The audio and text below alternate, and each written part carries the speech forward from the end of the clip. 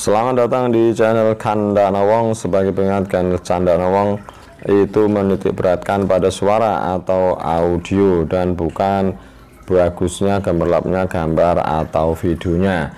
Tujuannya adalah para penonton atau pendengar bisa fokus mendengarkan isi dari informasi yang disampaikan dan agar informasinya itu lebih banyak, lebih detail dan lebih mudah dicerna.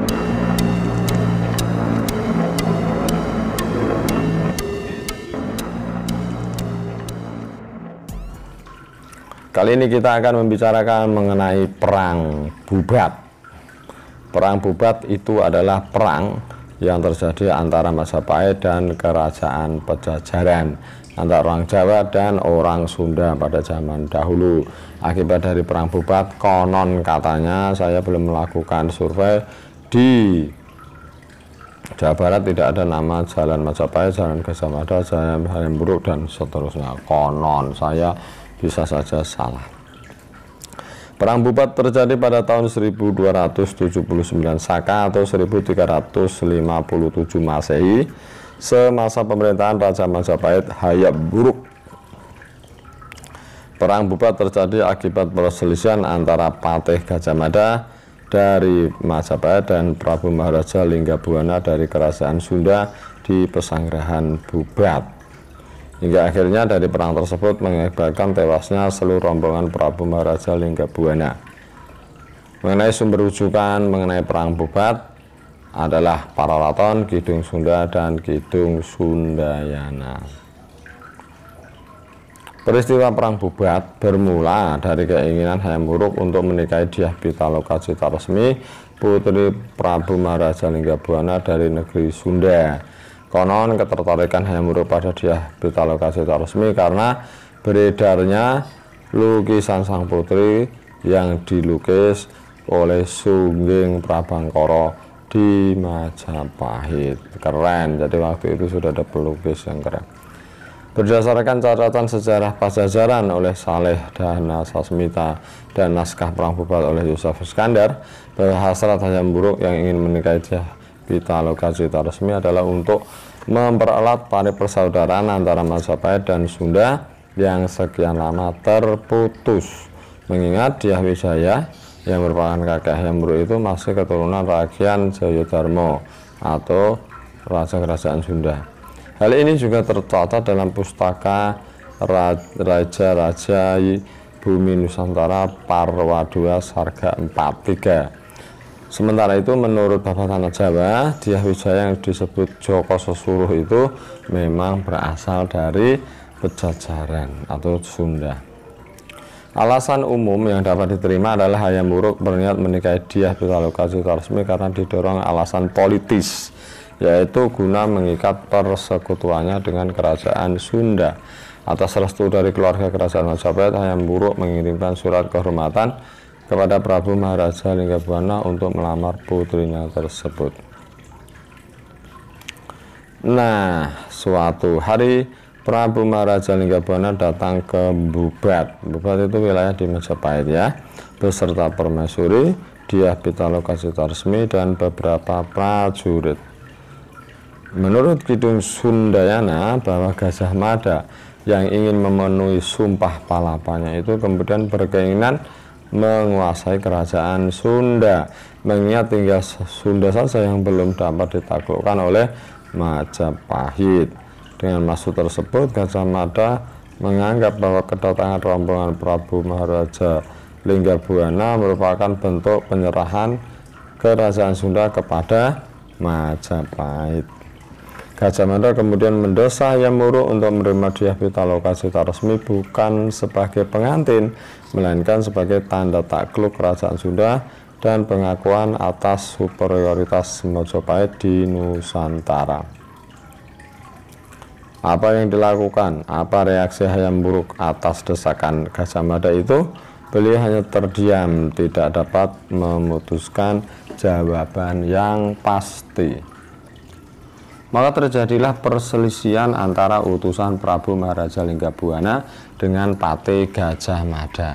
Perselisihan ini berujung pada Gajah Mada yang dicaci maki oleh utusan Linggabuana yang terkejut bahwa kedatangan mereka hanya untuk menyerahkan tanda takluk dan mengakui superioritas Majapahit, bukan karena undangan sebelumnya.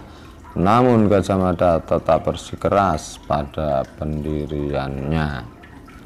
Sebelum Hayam Wuruk memberikan keputusan, Gajah Mada sudah mengarahkan pasukannya ke Pesanggeran Bubat dan memaksa Prabu Maharaja Linggabuana untuk mengakui superioritas Majapahit. Demi mempertahankan kehormatan sebagai kesatria Sunda, Linggabuana menolak paksaan dari Gajah Mada. Kemudian terjadilah perang yang tak seimbang karena pasukan dari Sunda itu hanya sedikit. Teman pasukan dari Linggabuana itu berdiri pasukan bolo mati, para pejabat dan menteri kerajaan. Peristiwa naas, peristiwa tragis itu mengakibatkan gugurnya seluruh rombongan dari kerajaan Sunda. Tradisi menyebutkan bahwa Dyah Pitaloka Citaresmi Belopati atau bunuh diri pada kematian Prabu Maharaja Linggabuana. Permaisuri dan seluruh rombongan dari kerajaan Sunda gugur di Pesanggeran Bubat. Belopati sang putri ini dimaksudkan sebagai bentuk pembelaan atas kehormatan bangsa dan negaranya. Sementara itu muncul dugaan bahwa Belopati yang dilakukan sang putri juga diikuti oleh segenap perempuan Sunda yang masih tersisa. Karena menurut tata laku ksatria, tindakan bunuh diri merupakan tindakan yang wajib dilakukan oleh perempuan bila kaum pria gugur di medan laga.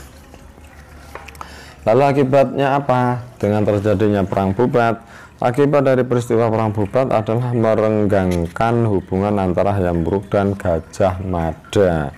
Gajah Mada menghadapi tantangan, kecurigaan dan kecaman dari pihak pejabat dan bangsawan Majapahit karena tindakannya yang ceroboh itu.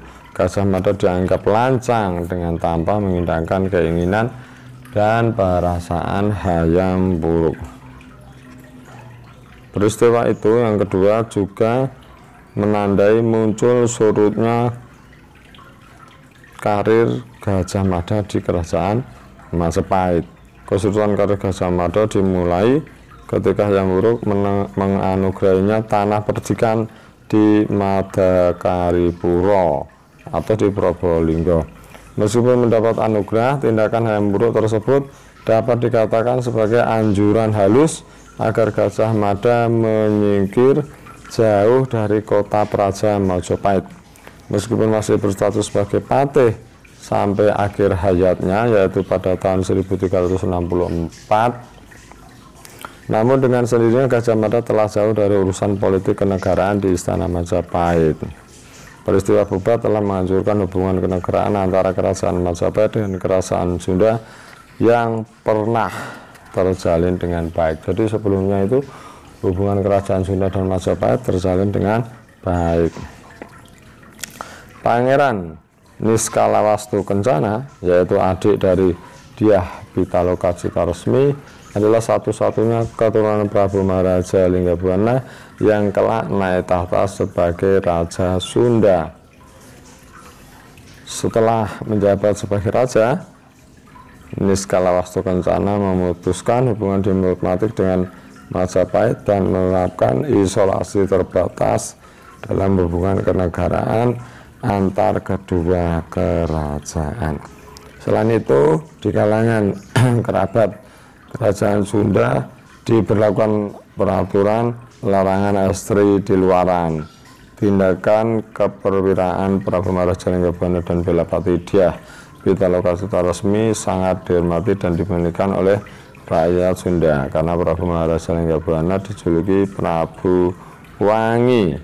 Raja-raja Sunda keturunannya kemudian mendapatkan gelar Siliwangi. Ya, demikian itu cerita mengenai perang Bubat. Terima kasih sudah mendengar.